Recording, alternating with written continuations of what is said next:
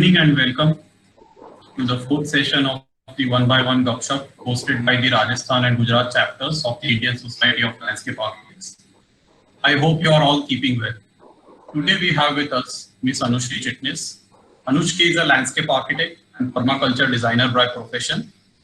Anushri's observations and experiments have led her to design spaces that encourage not just people but also birds, bees, and insects to spend time in these eco niches. After completing her Master of Landscape Architecture from SIFT University, Anushri joined Vikas and Nilima Bosekar at Land Art Designs in Pune. Thereafter, she pursued a course in permaculture design and another course in rainwater harvesting and earthwork design. Anushri started working as a freelance landscape architect since 2016. Her interactions with people working in the field of ecology and permaculture have been a strong influence in her design philosophy. Her design projects include residential and commercial landscape designs with an ecological underlay, institutional landscapes, a sensory garden for Victoria Memorial for the Blind in Mumbai, theme gardens for the National Railway Museum, New Delhi, and permaculture design projects. Her love for nature also extends itself towards her artwork, including murals, sketches, upcycled objects, and paintings with natural dyes and inks. Anushri currently runs an independent design practice offering landscape and permaculture design, interior design, and art commissions representing biodiversity. Thank you for joining us today, Anushri. I hope you're well. Yes, very much. Can you hear me clearly? Yes, we can hear you clearly. I request you to now start your presentation. Okay. I would, before starting, I would actually first like to thank Isola Gujarat and Rajasthan chapter and you and Bobby sir for allowing me to be part of this series. And thanks a lot. And yeah, I mean, if we can get started with the presentation right away. Yes, please. Thank you.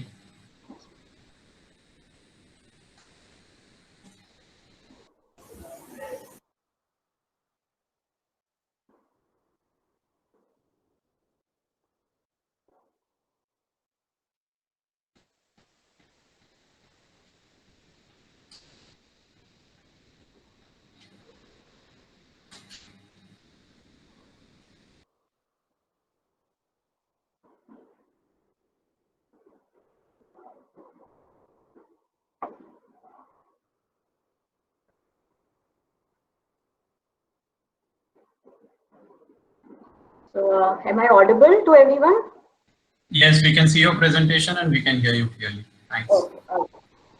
All right. So, hi everyone, and today I'll be talking about hands-on landscapes, which is basically my journey of working with ecology as one of the central objectives of design, landscape design.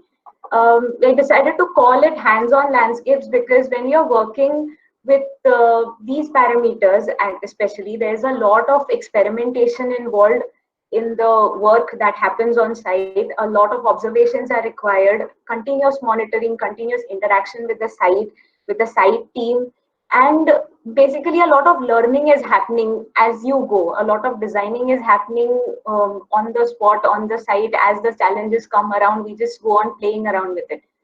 So that is why the hands-on approach works much better over here because it's a continuous learning process. And this image, actually, this is from the Planting Design Handbook by Nick Robinson. And it shows that how a landscape matures over the time. So it is something very similar that is happening when it comes to keeping the ecology aspect in mind as well. That the landscape is going on evolving year after year. You're always coming up with something different to always see. And that is how basically you go on working with the landscape around you and making it part of the natural landscape that is there in the surroundings. So our main inspiration basically comes from the ecology of the natural systems around. So this is a photograph from the Anshi Wildlife Sanctuary in Karnataka, and it's a very matured forest, ecosystems heavy evergreen. And what really happens over here in this kind of an ecosystem is that plant and animal communities are continuously nurturing each other, are continuously supporting each other. There is no one who is really, paying attention to how the landscape is evolving, taken care of. There is no maintenance aspect in this entire thing.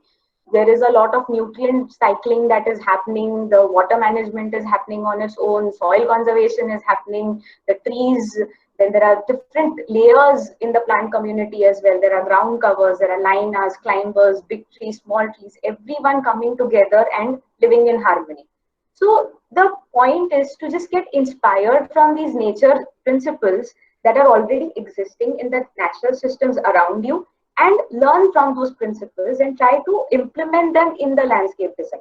Now, obviously, the scale will vary across the different design projects that we do, but that was how this idea started. So the point was just to start paying attention to these processes that are happening and just put it up in the design process that we work on. And somewhere in that line of thought, permaculture design happened, came by that way. So basically, permaculture design is nothing but a set of principles to design sustainable human settlements. In its very crude way, this is what it is. But what I liked about this system or this design approach was that it does rely on the nature's principles, obviously, and it is a very fine balance between ecological landscapes and productive landscapes. And where humans, like us, our species basically, is not, they are not villains. We are basically stewards. We are caretakers of these ecosystems. And there is equity for all the resources that is being shared amongst us. So you can see in the image, like everybody has an access to water. This is a very basic common image showing that, but that is what we are talking about: design equity in terms of resources and design equity in terms of living in harmony with nature. So that is why the concept of permaculture design basically appeals to us so much as a design philosophy. So going ahead with this, we start with we'll be talking about 3 design projects, one particularly in detail, and 2 others where we'll be showing some design elements from this ecological landscapes as such. We start first one with we call it the muddy process. It's a landscape and permaculture design project for a farmhouse in Karjat in Maharashtra. So, and Karjat happens to be one of the heaviest rainfall areas. In this, we are talking about rainfall of more than 3000 mm per year. And started working on this site in the March of 2018, and it's a small site, a half-acre site, and it's still an ongoing project. So over here in this particular image, we see these mosaic of landscapes. So the idea of showing this is that reaching this site is not an easy task. Firstly, you have to reach this station, and then couple of mode of transport changes ke baad eventually you come to this little tribal hamlet beyond which there is literally no defined access road. And you just have to walk a couple of kilometers and you come across these different landscape mosaics. So there are hills, there are thick forested trees, then there are these clear grassland type areas, there is rivers, there is streams and whatnot. So this was our biggest inspiration for us to take into consideration when we started designing and working on the project. So in this particular place, I would just like to quickly explain the general context of the site with respect to the surroundings rather than going into the whole aspect. So you can see over here, the site is this tiny sort of a space, and there is an access road or rather a canal that runs slightly uphill from the site. There are rice fields surrounding the site in all directions, and there is this fragmented forest happening along the hill slopes. Now from the side, you can see this beautiful panorama of hills all around. So basically from our east to south to west, there is an arc of hills that basically covers this part of the site. And the site in itself can be divided into 3 distinct zones. So first we have the place where we have located the house, and it has a wetland naturally forming over there and a small gully which is an erosive feature. The second part of the site is basically an elevated flat top, and the third is where the main farmland is located. Now, the fun part about this particular project was we never had an AutoCAD drawing prepared for a single layout that we had to do. Because basically there was so much strain on the resources that was there. So we had to basically depend on all the hand-done drawings. So everything right from making the basic site observations to giving the proposal, everything was done on the basis of this Google image and a Satbara layout that you get when you are working, when you get the land basically allotment to understand the boundaries of the site. So all the observations, the strengths, the weaknesses, all the SWOT analysis, everything, the physical features, the sight lines, everything was basically marked by hand. And it was, because it was such a small project, we could obviously do that, but it was a really fun element to work with. And also we had to take some help from Google Earth and softwares like that, just in order to make the clients understand how the catchment flows are happening in this particular region, or how the wind flows are getting affected because of the because of the hills around. So all these little sketches basically just to make them understand the context of the site. Now, this site came with a very unique set of challenges, I would say, because there was a canal uphill and there was canal water supply to the surrounding areas for right till April. What was happening was, because of the leakages in the canal, the site used to be inundated with water for almost 11 months of the year. First, initially because of the monsoons, and later because of the seepage areas. So here, the gully that I mentioned initially, this is what that looked like, all the water coming and getting stagnated in the site. There was a wetland also which was getting created, a slightly sort of a marshy area, where water from the adjacent rice fields would actually drain and come in over here, and again make it quite difficult to work with. Also, in addition, in the farmland area, there were already these trenches done on site. And what was happening was, a lot of water was getting stagnated because they were not on contour, and even the soil was this black clay, deep clay soil, because of which it's very difficult to work with these kind of soils. And finally, there was this one part of the site which was a proper barren exposed rock and with hardly any soil cover, where they aptly decided to site the house. So for this particular project, our main design premise that was given to us was a space that was required for farming and growing native trees. Looking at the site analysis and the site challenges, the strengths, weaknesses, and everything coming together, we decided that the main design objectives for this particular site was going to be to improve the soil conditions. Because clayey soils are so difficult to work with, we had to make sure there's a lot of organic matter for the plants to grow. That is what the base requirement of any landscape design is. Then create a food forest in sync with the forest uphill. So this concept of food forest is something that we'll be visiting later in the presentation. Basically, the water management of the site, your storm water management and the seepage water that was creating a havoc in the site even during the dry months of the year, and the waste management. So basically the treatment of grey water, methods like composting, different types of composting and everything was put together. Overall, the process with which we started working could be divided into three phases. The first phase was basically observing the site through different seasons of the year and start working with this common triad, which is the soil, water, and vegetation. The first thing that we need, these are the first factors that basically we started working with. And even for other projects also, this has become like a common pointer where we start. Then the next phase was to establish systems in the design, like I spoke of the water management system or the waste management system and other allied systems that came with it. And the last one was the curated landscape that happened near the house, because since it was going to be a very small space, we decided to take it up last, so that once the other systems and the vegetation is in place, this will be the most easiest to work with. Then we also came up with these small thumbnail sketches in order to understand how the water behavior was happening on the site, how the surface flows were, how the subsoil flows were, and how little micro watersheds were getting created, how the ridges and valleys on the site were getting created. Then from that, we came up with a very basic zoning for the entire site, where the first zone we decided to have landscape courtyards and some gathering spaces, the basic waste management that happened with respect to the resources that were getting used in the house. Then in the second zone, we had our main vegetable gardens, some gazebos and our compost pits and everything. And the third zone, which is the farmland, was decided to convert into a food forest. This was the third because this was supposed to be, and eventually it will be the least managed part of the entire landscape design. Also, as a response to the harsh wind movements and the water flows across the site, we had to come up with some landscape barriers, and that was also required, at least on paper, as to where these things should be located and how these should be. A basic guideline was established, and on the basis of that, we came up with this proposal. Now, I won't get into too much details, but so here we have our house located on the barren patch of land that was already shown in the photos.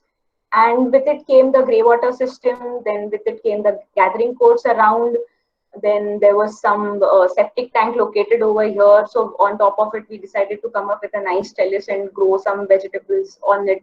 The gully, we decided to convert it into a nice water feature so that in the evenings you could actually enjoy this, and it becomes a really beautiful wildlife habitat for different frogs and dragonflies and everything. The seasonal wetland also, we decided to edge it with plants that can take that kind of stagnated water that happens for more or less almost the entire year. Then the vehicular beds were kind of raised beds with along with trellises that happened on the south side, followed by the water tanks, some beekeeping zone, and ultimately the food forest that happened in this chunk of an area. Also, in order to deal with the extra water seepage that was happening from the surrounding rice fields, we decided to have a really deep trench that would be more acting like a diversion trench in order to redirect all the water outside the site. So otherwise also the proposal happened with these kind of thumbnail sketches just to give the clients an idea as to how the spatial quality of the space would look like.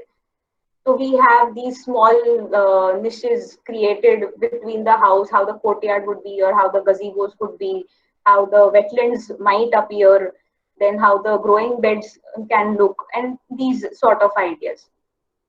Again, in order to understand how the views are going to be, or how the water flows and the slopes of the existing gradient, how that is going to be utilized, we had made these long cross sections just to show them how the two parcels of the land are going to interact with each other. So the food forest that I was talking about initially, over here we can see this is a very schematic sort of a cross section and goes to show as to what happens exactly. So just like a normal forest has these multiple tiers of vegetation all supporting each other and all having a specific function, similarly in a food forest there are multiple tiers of vegetation which is a mix of edible species and the native species, and there are different functions with it. There are different guilds of plantings or different combinations. So you have nitrogen fixing plants coupled up with some fruit trees. Then there are plants that are trailing on the floor, which kind of act like mulches and everything. So this was the overall context, and that was the proposal with which we were going ahead. Even with respect to planting strategies, we had put in a lot of thought and a lot of research. And for this, we also consulted a lot of other experts as well in order to figure out the exact kind of species that would do well in this kind of a soil and in these kind of extra waterlogged situations. So our main systems in terms of planting can be divided into these kind of spaces. So our grey water treatment and rocky zone species were specifically located in this zone. A wetland species came along the boundary of the wetland that was already existing, as well as some of them went into the water body that we were thinking of creating.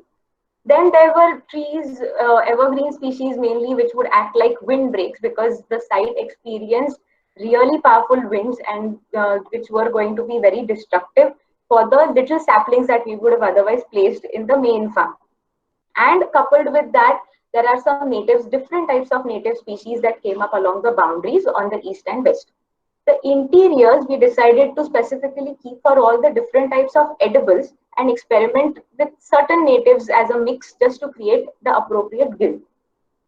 With respect to other strategies, we decided that whatever planting happens, it has to happen on the contour so that everywhere we are intercepting the water and redirecting it as need be. And even during the dry months, because Karjat gets really hot during the extreme summers, even when this is the water supply of the canal stops, we had to have some backup where the plants could survive on their own.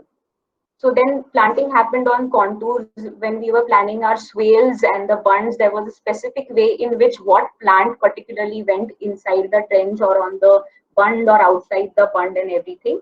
And a specific studies were also done about the guild planting as to what kind of plants will go very well with each other and how these will be sited across the entire site. We then come to the phase one, which is the pre-monsoon measures. So this must be in March 2000, May 2018 sort of a situation. And over here, we initially decided to start with the in situ plant nursery. So whatever seeds we collected in those 2 months of observation of the site and around the site, wherever we went, we started collecting seeds of native plants and growing them in nurseries.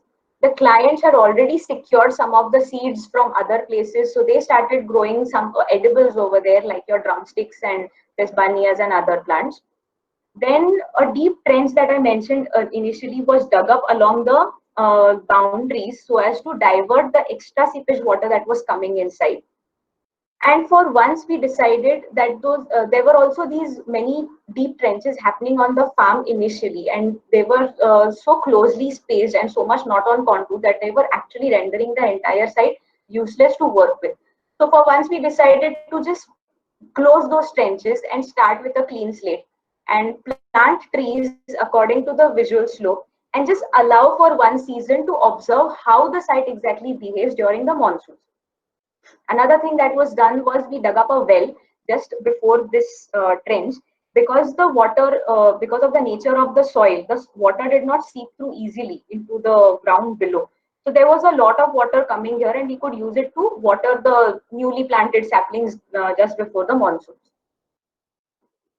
Post monsoons, we let the grasses grow, and after observing how water actually is behaving on site, we decided to do some basic swales and water diversion swales on the site. And for this also, all the things like marking of the contours and marking of the swales, everything was done with hand with little crude instruments like the A-frame and the U-tube that you can see over here. The clients were equally a part of this process of actually doing things with their hands on the site. We had a couple of volunteers from my permaculture design course, and also the locals came along to help us. So this was very much of a community activity that was going on. So marking the contours, then making the diversion swales on site, planting of the swales. So here you can see this thing, like after the swales were made, we immediately planted them since there was the well water available for watering. And within a period of 9 months, this is how the space started picking up. So we had planted the bunds with edible trees, native trees. There was a lot of green manure crop that we were growing around, just so that we could top it and drop it into the ground and use it as a mulch and increase the organic content of the soil. Then secondly, we also had vegetable trellises made in that central part near the house. And here also we decided to use what was available with us. So there were these lot of cement poles that were lying from the fences, fence marking that was already done. And we just decided to go ahead and use those and the bamboo scaffolding that was lying around and come up with these trellises and start working on the vegetable gardens as well. Before the monsoons, we had this is the deep divergence swale that has there, and before the monsoons, we had planted this edge with bamboos and some fast-growing edible species. And just few months post monsoons, when it was little dry, this photograph was taken. Then the windbreak had started actually coming up, and it was quite effective in sheltering the smaller species that were there in the vicinity. Our next phase two system was setting up the grey water treatment for the house. So, because what happened, the septic tank was taking care of only the solid waste, but all the waste from the kitchen and the waste from the bathrooms, all the water is becomes like this precious nutrient water, and we cannot just let it go and rest in a septic tank. So we decided to make this small experimental grey water treatment system. This is how the basic layout was made, like you divided across three basins. First was like a retention pond where we have two inlets which was mulched with stone, and the second basin is where the main filtration occurs with the correct plant species in and around. Third basin was again planted with certain smaller species that would just require that kind of moisture, and all the excess water was directed outside to water the plants that were there in the vicinity and along the periphery. So this was how initially, when just the little space was made in order to get the water out of the house, looked like. We just decided to build up on that particular feature, line it with this dry rubble stones and mulch it again with these small stones. These again came from just within a radius of 2 kilometers. There was a stream bed nearby, and the locals helped us with arrange for these stones. And then after, once the grey water system was in operation, after 2 months, this is what the system looked like. So we had cannas, the two different varieties of cannas growing there. We had vetiver grass, lemon grass. We had umbrella palms and other plants that actually help. We had also decided to grow some bananas because they can take that kind of moisture loving conditions. And we saw the system working quite well. There was no odor, there was no mosquitoes or anything coming up, and the system had started thriving. And just within a period of 7 months, we had this beautiful plant guild established all by itself. And it was not just doing its job of maintaining, but at the same time it was taking care of all the plants around. So this particular area is something that we never really water. All the requirements of the moisture are taken care of simply by whatever goes into the grey water treatment system, and the plants are just thriving on their own. So this is a general panorama of the system. And when you walk around over here, you don't even realize that your entire grey water is particularly getting treated in this kind of an area. And we also started getting a number of bird visitors in this particular zone. So there used to be different types of sunbirds, different types of parakeets coming over here, feeding on the nectar of the cannas and other flowers. Then we also had many different types of frogs and toads staying in those niches that were there in the grey water treatment area. There was this water hen that actually made a nest over there, and immediately once we started walking across in that area, they would start having alarming calls, which was basically an indication that this was now their zone. So this in a way had become a very nice wildlife habitat as well, and no longer just serve the purpose of treating the grey water. Another interesting element that happened over here was making of the fire lines. Now, this was some concept that I was aware of only in theory, that yes, when there is a trouble of forest fires around, or the surrounding fields are getting burned and everything, fire lines are required because they are a must in order to control the fire and not let it enter your property. But this is something that we had never done. And when there was this instance once when in the deep distance we actually saw some fire waves actually coming in our direction. And luckily we had two of our local neighbors over there who had come to the site for evening cup of chai. And then they suddenly told us that they'll help us understand how these fire lines are made. And all of us were very excited. Okay, come on, we get to do this ourselves, and why not? So they taught us how to actually trim the grass with the poetas and the tools basically that you have. They taught us how to make those fire dousing elements with the trees that are there in the surroundings, and how you have to be actually very vigilant when it comes to doing this. So this is something that needs to be attempted only when you have enough experts around. But it was a very exciting experience. We actually did this and realized how important and at the same time difficult it is in order to make something like this. And it was also a very important lesson. In fact, this year we sort of got late in doing the fire lines than our normal times, and some of our plants on the western boundaries did suffer. But because they were natives and quite regenerative, the plants have sprouted very well, and the west boundary again has gone back to being lush and evergreen and thick. Then our next interesting element over here was the water feature that we decided to convert with the gully. Over here also, we decided to let's just observe what happens with the water flows during the first monsoon. And then looking at the way water behaves, we decided to finally line it up with stones using the same U-tube that was there to mark the contours. We decided to grade it accordingly so that the levels can be decided.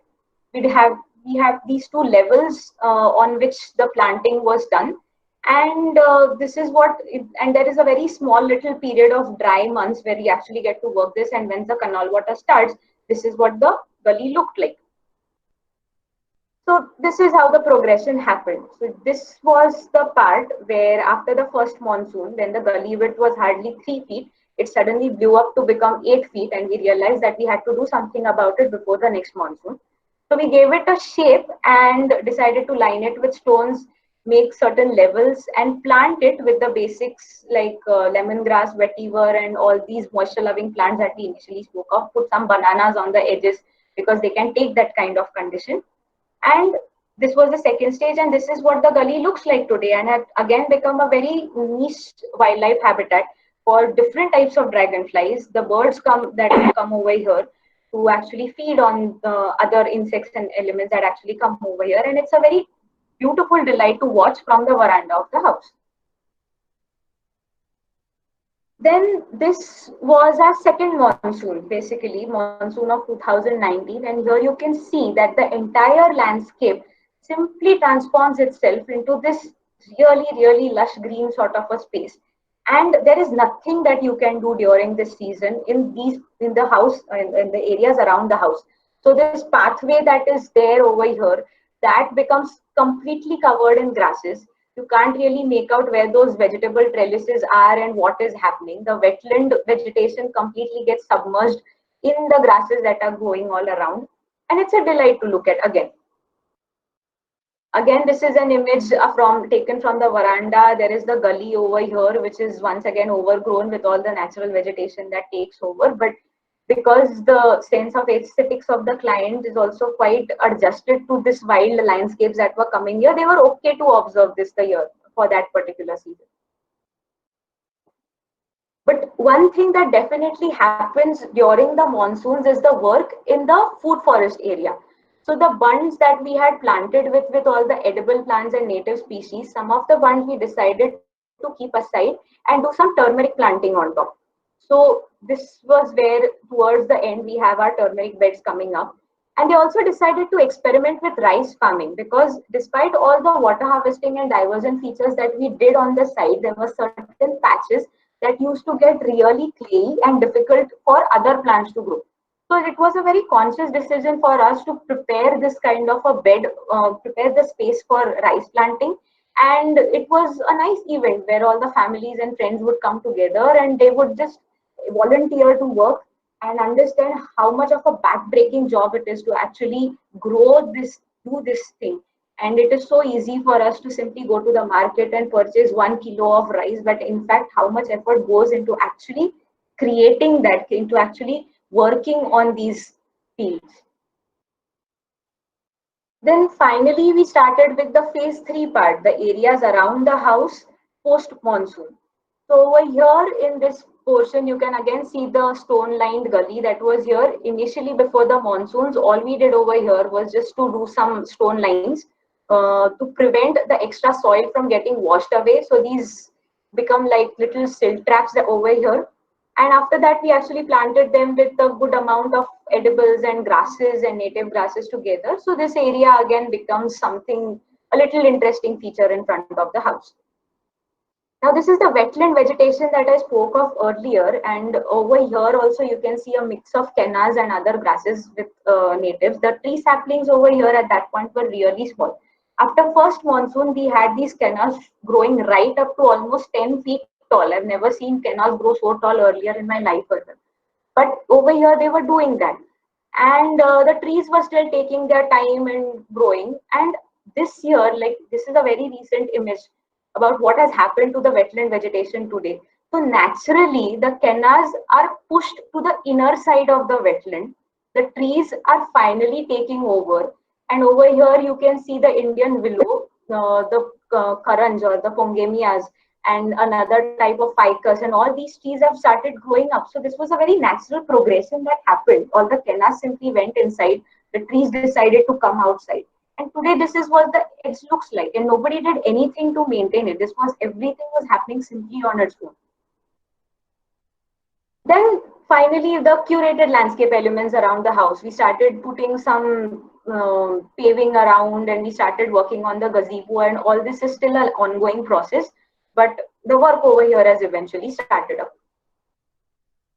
In the meanwhile, the food forest in the farm looks something like this. So this was the image initially, where we just had this line of vetiver grass, and there were some plants on the side that we planted with the visual slope, what was coming across. And today, this is what the food forest is looking like. This is the same line of vetiver grasses. On this, we have created a terrace where we are growing pineapples now. Then the edibles continue to grow in the areas where there is a lot of water stagnation. We have a banana cluster coming up. There are fruit trees on the bunds. There are groundnuts and different kinds of beans.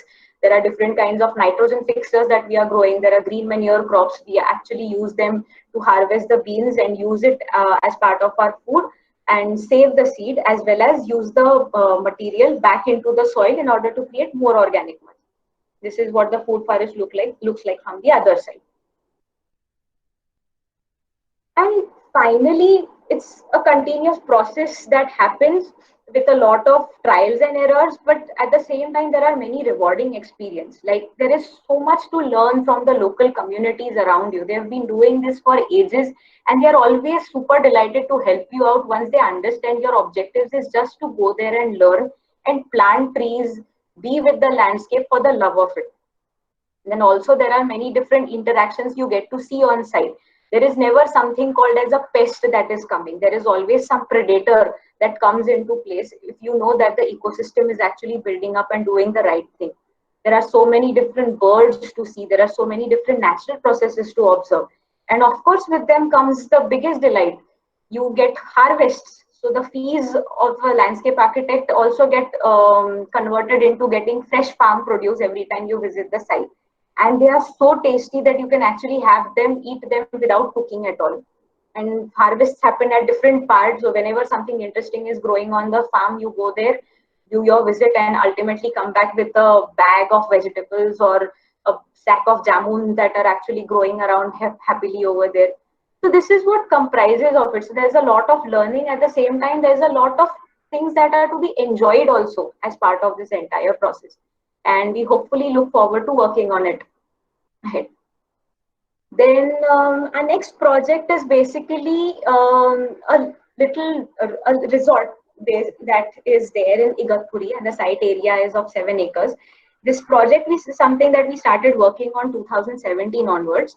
Again, it's a very ongoing project, very much like the previous project, but it has slightly commercial requirements. It's not a completely private residence, so we cannot afford to go as wild as we could in the first project. Here, I won't be discussing the project in detail, but only few of the elements that were quite a success in that kind of an enterprise. So we have edible garden features, we have some butterfly islets. There are the roadside swales as opposed to the stormwater drains that normally are there. The concept of mulching, different irrigation experiments, and again the planting strategies. So this site also came along with its own set of challenges. Well, there was a nice existing road within the site. It came up with these palm trees, and the soil cover was nearly gone due to the repeated burning processes. We were hardly working with around 6 inches of soil. And this is how the site looked like, completely barren, not a single bird or insect visiting it. And it was very disheartening to see it initially. This is what the general site layout looks like. And so we'll be talking about this mandala garden and the edible landscape elements that happen in this area and this area. And along with the irrigation techniques that we employed in this wild patch over here. In general, the entire landscape is interspersed with edible landscape elements, productive landscapes, some wild patches here and there. And so we'll go ahead with this. So the first of the elements that we worked with was a sensory garden, a mandala garden basically, which had elements like herbs and edible and flowering shrubs, and some fruit trees. And initially what you saw in an image over here, this is what the site of the mandala garden looked like. And with barely 3 inches of soil, we were able to do something like this. So here also we used all the grasses that were going across in the site. After drying them, in the dry months, we decided to just spread them across, just sprinkle a little of 2-3 inches of soil, and decided to grow on this. So the learning over here was plants don't necessarily need that much kind of soil. All they need is a really good organic content, organic matter, and that is how the landscape thrives. So over here we had a garden with varied textures, varied colors, and anything that you could pick up, you could simply put it in your mouth or just add to your different teas and different kadhas and everything that the restaurant was happening over there. We also had little farming activities for the visitors where they were asked to volunteer and come and plant things. Then we had these little demonstration gardens where there were these raised beds that were created again with some of the roofing tiles that were lying around on the site, and we decided to do a mix of culinary herbs over here. And the biggest compliment over here we got was from the kitchen, from the restaurant kitchen people, that they did not have to depend on these culinary herbs from the market anymore. Whatever they needed was growing right in front of their eyes. So it was a nice experiment to work with, and even the guests enjoyed harvesting things one after the other. And once all this was set in place, even the clients were further intrigued by the ideas of having more of edible landscape elements rather than having just simple conventional elements in the design. Then over here we have this basic requirement of extensive lawn space that was needed. But once again over here, like the Mandala garden, we decided to not import too much soil from outside. There were these grasses lying around, they were there already on site and around. We decided to chop them, prepare a nice bed along with some manure and some amount of fertilizer. And then there were these butterfly garden islets that we had proposed outside the tents, which was a mix of all the sorry, which was a mix of all the native species and some exotics and naturalized species. And when you sit in the veranda, you are greeted by different sunbirds and different smaller birds, beautiful butterflies coming and greeting you early in the morning. Then finally, there are also these road swales that we decided to just experiment and see what happens, because during the monsoons, sorry, before the monsoons, when the first shower comes onto the site, a lot of soil was getting, like out of the site. It was just getting wasted and flown. So we decided to make these swales, and they actually started working quite well because they started acting as silt traps once more over here and plant with the required vegetation around. So we had experiment with it with a lot of species and decided to go ahead with certain species that were doing really well during the heavy monsoons as well as during the absolute dry times. So this is what the swales look like today, and during the dry months they develop as our sapling making areas, and because they are moist for a longer duration of the year, they actually remain quite, the saplings initially, at least till the seed growth happens, if they remain quite shaded. Then in the area behind the tents where we decided to do nothing but just plant native species, another problem was that during the dry months, the borewells and all the other water sources simply went dry. So we had to have something that we could, still help the plants remain alive. At the same time, it turns to be a really economical solution. So we decided to continue with pitcher irrigation method and see if it works. And it actually worked very beautifully. All our plants survived very well. And today, if you go in this area, this was very much before, after the first monsoon, that today the trees have grown really well. Birds have started coming and perching and nesting, and it's become an active zone in itself. But this was also another idea that pitcher irrigation techniques really work. And we used to water the plants just once in 3 to 4 days. So that helped us save a lot on our water requirements as well. In the play pavilions here, we first started introducing the concept of mulching. Now, this was something that was very new even to the gardener who was working with us on site. And over there, he had learned about this. He was obviously aware about it, but something that he had never done. And obviously, when you look at a space like this, you don't really find it that appealing that there are just grasses strewn across and covering the soil.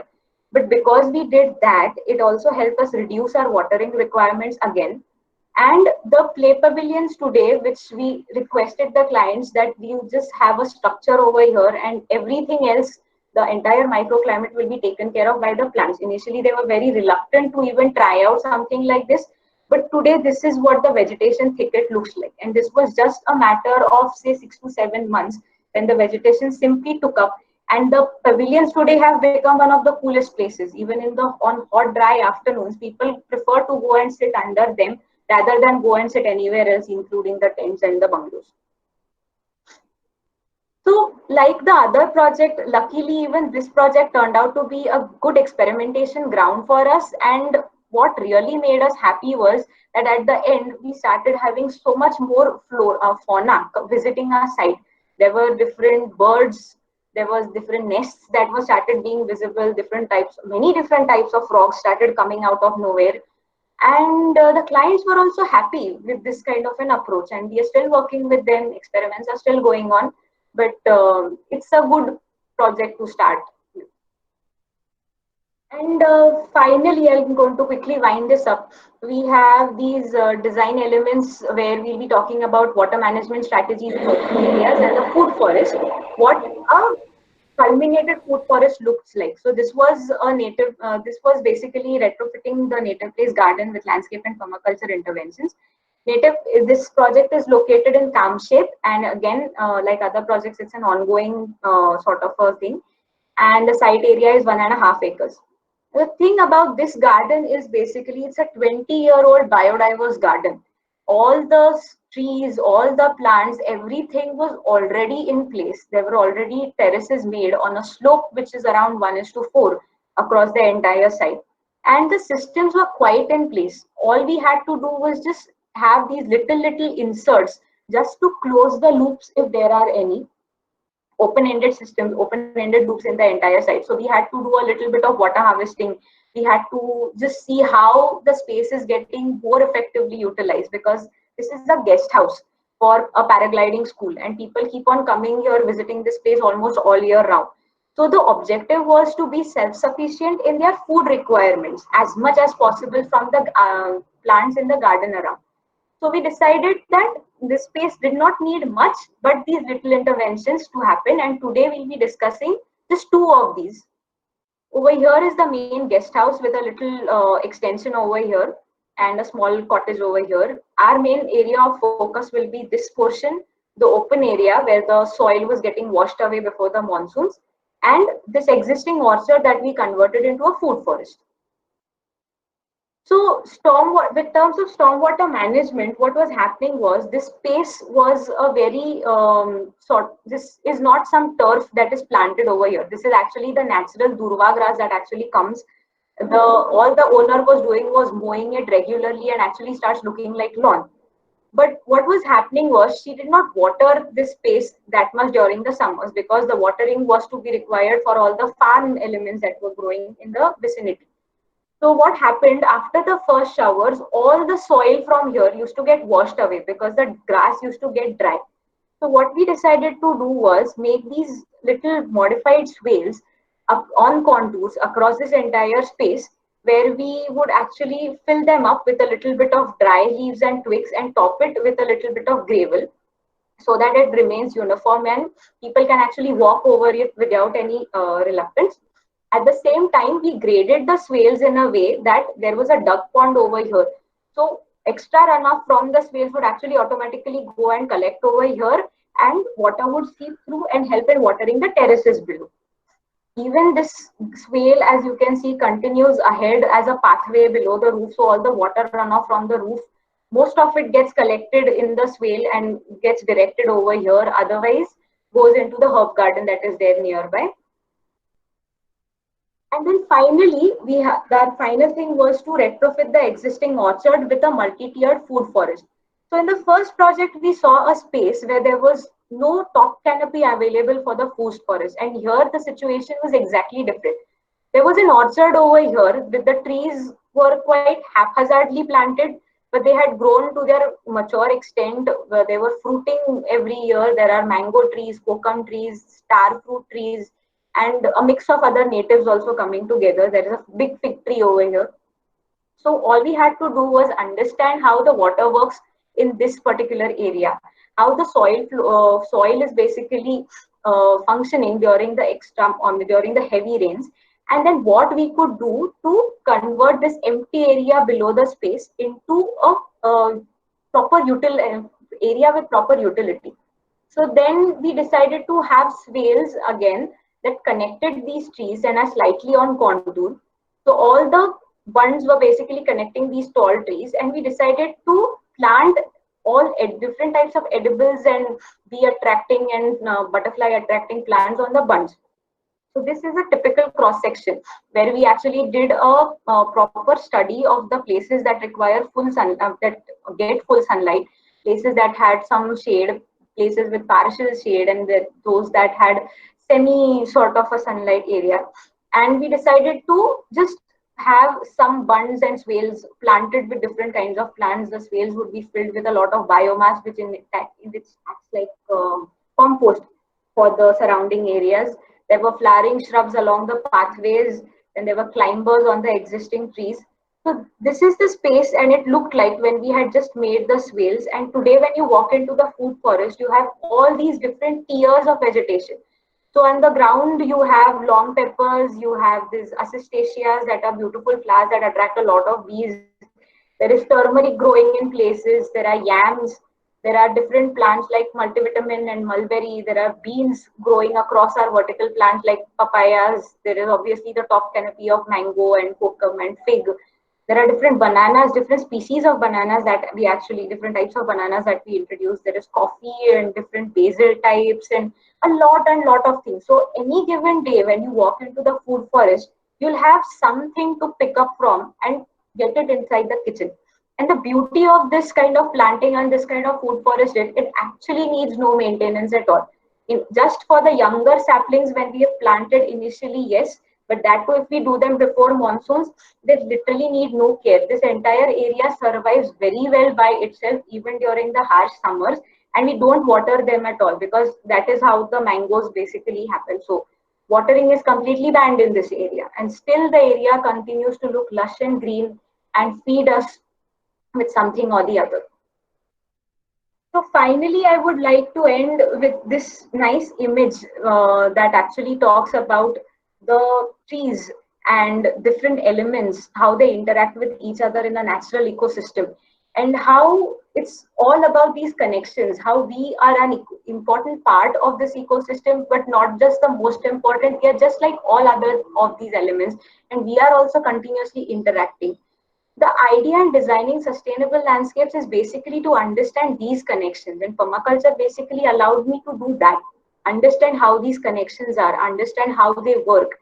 And once you actually try to even attempt, then maybe we can think of creating regenerative and resilient and self-sustaining landscapes in future that will actually need lesser and lesser inputs and be more in harmony with the landscapes around. So thank you so much for this and in the Thank you, Anushree. That was a wonderful presentation. Thank you, sir. I request the viewers, if you have any questions for Anushree, please ask them in the chat and ask if it's possible in the limited time we have. I'm sorry, I didn't look No problem. It's very interesting, Anushree. How did you start experimenting with all these systems? So, as individual, I was already interested in these kind of systems even during the masters, and the focus, luckily, is something that is even during our regional studies, we basically speak of ecosystems and all the entire region as such, and in particular. So the idea was just to zero down those concepts from a regional scale to a macro scale. And in all this search for different types of systems, when permaculture design happened, I actually understood that they are the principles that can be, applied at even something as small as your window garden. So after the course, I actually started working with my window garden and started to grow things over there and understand how this thing process really works. And after then, as the learning started happening, luckily I started getting projects also that allowed me to do that kind of experimentation. So this is how it happened. And then eventually, the more you see, the more you observe, then the more you start studying about all these other elements that are also part of the ecosystem. So that is how it is. Yeah. So thanks for that. We have an interesting question. So Nakul is asking, do you take care of reptiles also in your project? We actually let them be. We don't do anything. Reptiles are there. Yes, of course. And we have another question from Divya here. She's asking, have you had any experience on working in, let's say, arid, semi-arid or desert areas? Not experienced, but I have volunteered in to work in arid sort of landscapes. And in fact, there was this one project that was supposed to take off before the COVID situation went out of hands. And it was located in an area which was extremely dry with hardly some 200 of rainfall. So it would have been a very nice experiment to work with, but look forward to doing that eventually. So that kind of a landscape is again something very different, not exactly what happens in these heavy rainfall areas, but a good challenge in itself. Good. So we know when to call you in 2 years. Yes. Okay. So Rucha has a question here. So have you worked on any projects that have basements, and how these concepts can work in such projects? So not basements, but we have tried to do it in little urban setups as well. And there, obviously, the context changes to a great extent. You can't really maybe think of going so natural and so wild in appearance. But there are these little elements, like I spoke of, like these edible garden elements or these little wild spots that you can create. And that certainly helps to mitigate. So maybe not 100% that way, but some of the elements you can mix and match and work with. Sure, of course. And we have another question from Madhumita as how was the plant grouping carried out for the food forests? Was it experimental, or you had some basic structure in place already? So yes, there was a lot of research involved, and we actually visited farms and took opinions of other practicing people, experts as well as to what they were doing on their farms. And then also another idea was to do a little bit of experimentation, because what happens, one site is never the same as the next site. There are always going to be some local factors that are different. So unless some experiments happened with some basic structure in mind, they're never going to reach that golden mean point where you know how this is something that is working and this is how you should go ahead. Of course, yeah, quite interesting. And Nupur has a question on how do you decide the mixing of crops and native trees? I think that's the other project that you showed. So it depends on the requirements, whether what your particular client wants. So whether they want to invest or they themselves want to be part of the farming activities, or their intention is to have a lot of crops, and then maybe have little bit of native tree cover. It also depends on how much amount of site is available. And also another beautiful thing about this concept is we are looking at tree-based cropping systems. We're not looking trees and crops as two individual entities. Both of them are there together. And there are many trees which are edible with their shoots, leaves, pods, fruits, everything, every part of it. So it's a concept of just mixing them together. And here is another interesting question from Ridaya. She's asking, so how much time does it take to do one of these projects, and so how frequently do you go there? I assume you're living there at some time. So most of the times I do end up living there. That happens. But so we have been monitoring now, all of these projects are going on for roughly 3 years. And but the kind of involvement that happens in year one, when you are actually facing all the seasons for the first time, there the frequency is much more, and eventually once the basic systems are in place, the involvement can go on reducing. That you can just go maybe once a month, once in 2 months, 3 months, depending on how much requirement is there. And sometimes the gardening team or the clients or the site team, they themselves become capable of understanding how they should proceed, because in fact you're working with them as well. So it's a matter of interaction and a matter of time. How do we want? Sure. And Divya Singh has another interesting question where she's asking, have you looked at the idea of weaving occupations with landscape strategies? So let's say weavers, sericulture workers. Have you given something like that a thought?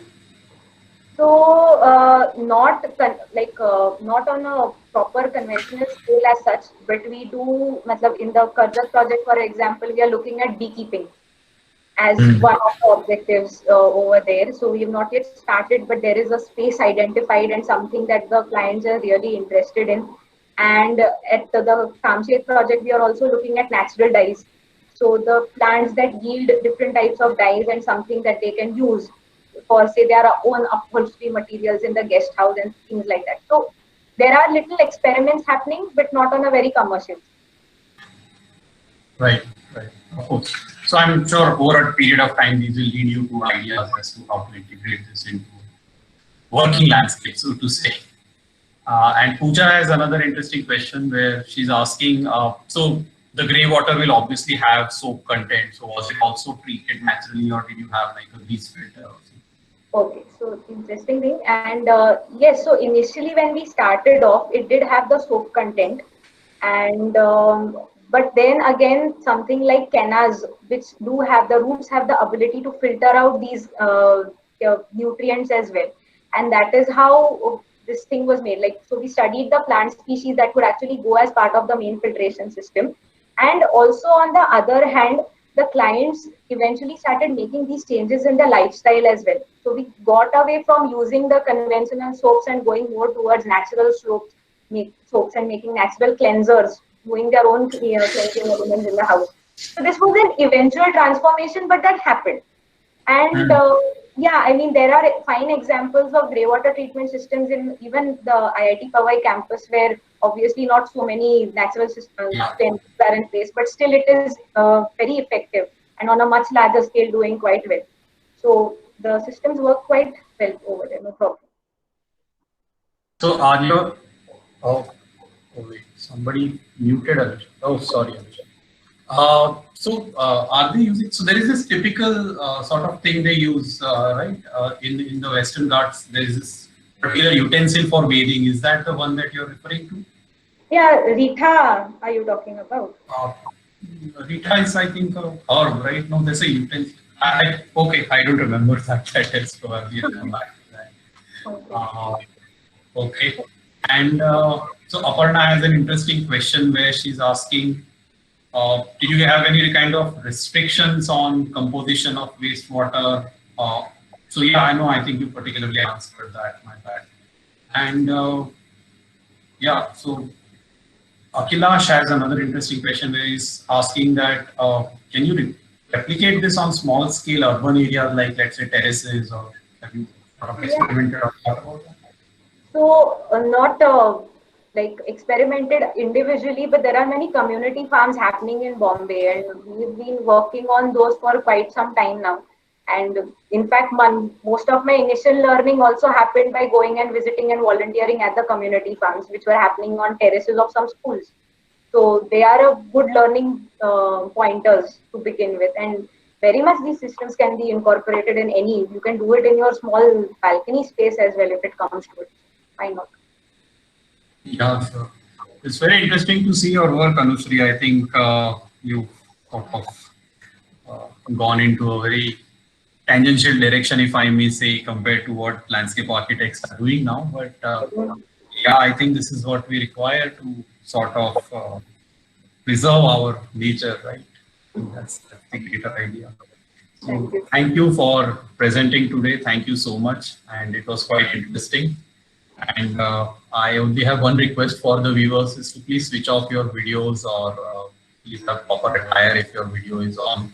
But yeah, thank you, sir.